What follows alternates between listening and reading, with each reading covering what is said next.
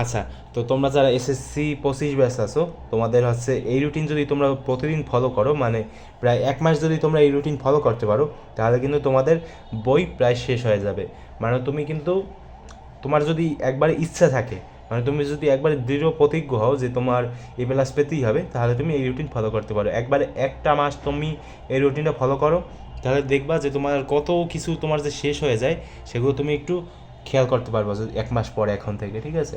আর দেখো, এখানে যে তোমার এক্স্যাক্টভাবে এগুলোই ফলো করা লাগবে এরকম কিন্তু না। তুমি চাইলে এগুলো একটু মডিফাই করে নিতে পারো। মনে করো আমি এখানে লিখলাম যে 9টা থেকে 9টা 45 আছে তোমার খাওয়া, রেস্ট, এবার মোবাইল। এখান থেকে তুমি মডিফাই করে বা ক্যান্সেল আউট করে এখান থেকে তুমি রেস্টটাকে সরিয়ে নিতে পারো, ঠিক আছে? তো এখানে তুমি অন্য কিছু যোগ করতে পারো, এরকমভাবে তুমি মডিফাই করে নিতে পারো এই রুটিনটা তোমাদের ইচ্ছা মতো। কারণ আমার মানে আমি যেরকমভাবে ভেবেচিন্তে এই টাইম টেবিলটা তৈরি করছি, সেরকমভাবে তোমাদের সাথে নাও মিলতে পারে। তোমরা হচ্ছে তোমাদের ইচ্ছা মতোই একটা কিছু তৈরি করে নিতে পারো।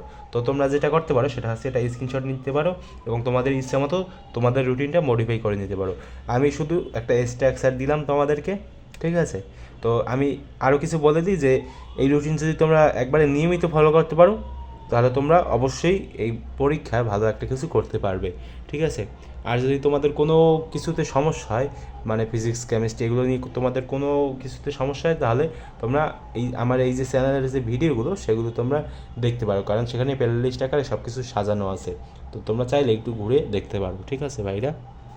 তো দেখা হবে পরবর্তী কোনো ভিডিওতে।